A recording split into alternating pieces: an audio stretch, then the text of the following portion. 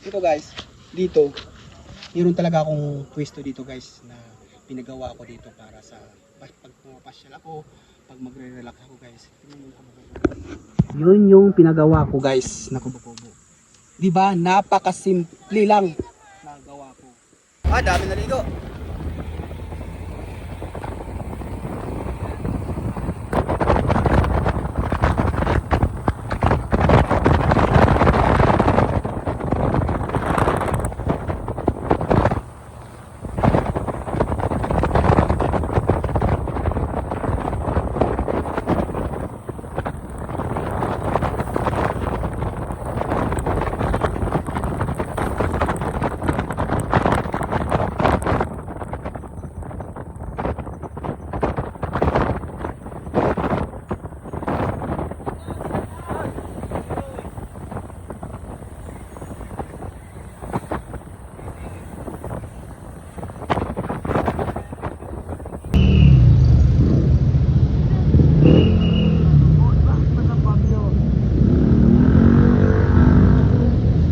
Doon yung daanan ng ano eh, landing point doon. Landing point tayo? Oh, Landing ba ka? landing point. Sino? Ako'y Magdalena. Ha? Landing nga lang. Ganda mo lang. Landing point tayo. Akala nyo maliligo tayo? Hindi, maliligo tayo ng ano, sunburn.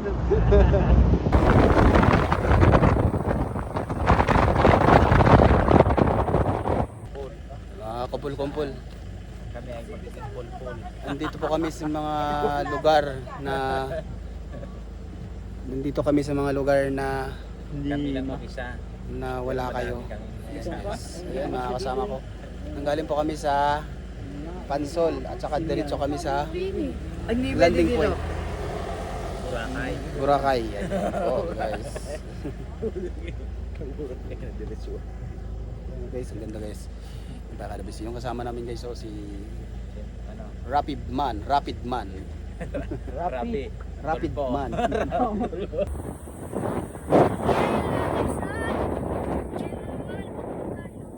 Yan na naman, pupunta na kami sa lugar na wala kayo. Yan, punta kami sa lugar sa bundok. O, tingnan mo yung bundok at ang lawak ng bundok, guys. Dito kami sa lugar na wala na naman kayo. Lagi na lang kayong drawing ha.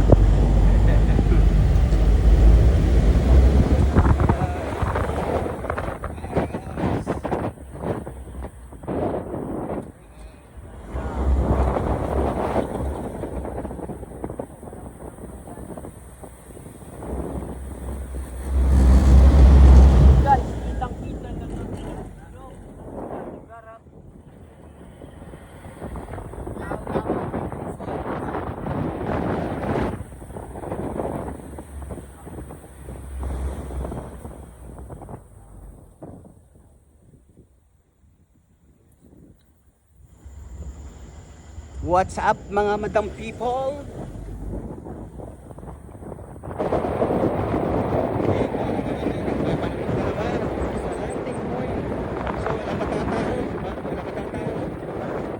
Parang tayo lang ha. Saan kami lang? Saan kami dadalhin ng panahon? Nandito po kami kung saan kami dadalhin sa mga tadhana. Mga tadhana ng mga kupal. Ayan guys, walang katao-tao kundi kami na lang mag-isa. Solo namin yung landing point. Kaya solo namin ang bayasin. Uupahan namin yung landing point. Walang pwedeng pumasok kundi kami lang. Inuupahan namin buong landing point, guys. Takot guys. Eh, mga kasama namin dyan, mga ita guys.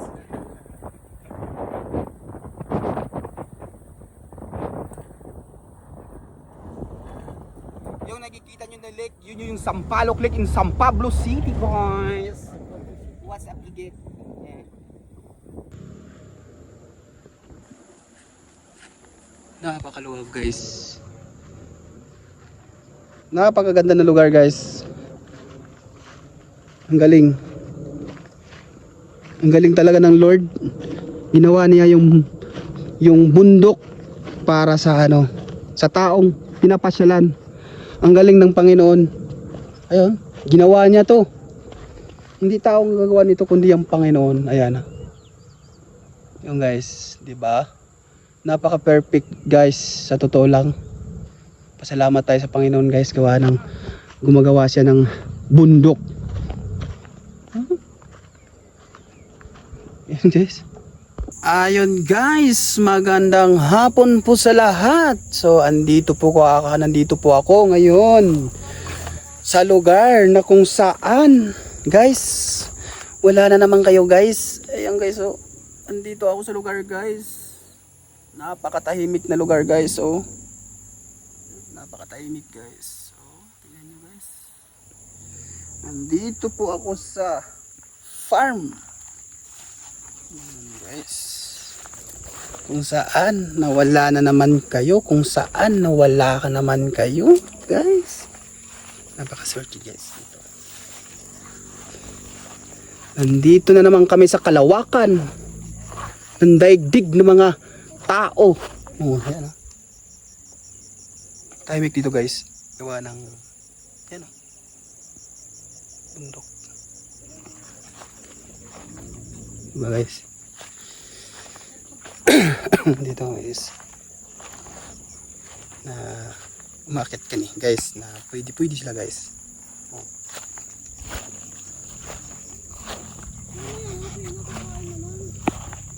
Diba? Ayun. Bundok na yan guys. Diba?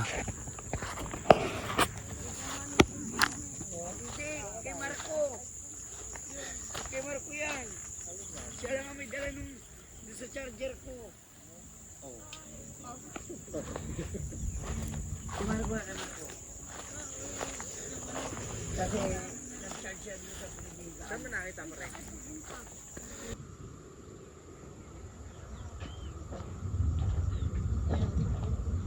Hello world! Hello Philippines! Mabuhay! Ayan! Andito na naman kami sa lugar na napakatahimik po na lugar, at saka kung saan nawala na naman kayo. So napakaswerte natin. Ginawa ng Panginoon itong bundok dito sa likod. Yun po yung ginagawa ng Panginoon para sa atin. Napaka-power po ang Panginoon. Guys, tingnan nyo guys. Oh, bundok. Sa likod ko, bundok. Sa likod dyan, bundok. Oh, guys. All around bundok. So guys, napakaswerte natin guys. Kasi yung sinasabi nila ng paldo, ginising tayo ng Panginoon. Na dito tayo pupunta sa bundok para mag-huli-huli. Salamat guys. Another day, another sun. Kung wala kang knowledge, wala kang power.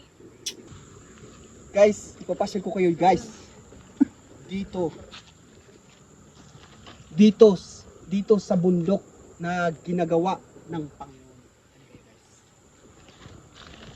Ginagawa ng Panginoon guys. Guys, tingnan nyo guys. Napakaswerte natin dito sa mundo guys. Ginawa na yung bundok para sa atin. Bakit? Para makikita natin napakabubuti ang Panginoon sa atin guys. Ipapasyal ko kayo sa bundok na napakalamig na lugar dito. Parang nandito ka sa palasyo ng Panginoon. Halika guys, Yung bundok na mga maganda na bundok guys, di ba? Dito guys.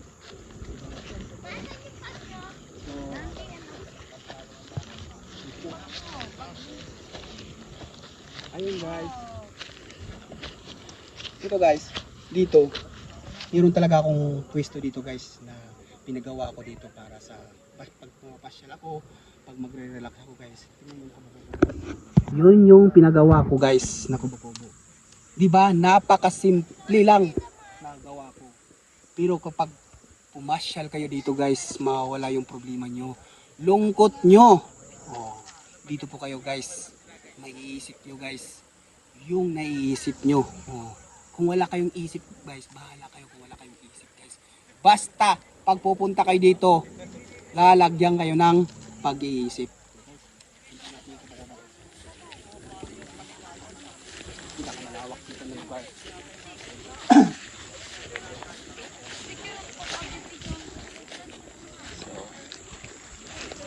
Pag pumupunta kayo dito guys, kailangan nyo magsakay. Kayo maglakad gawa ng malayo guys.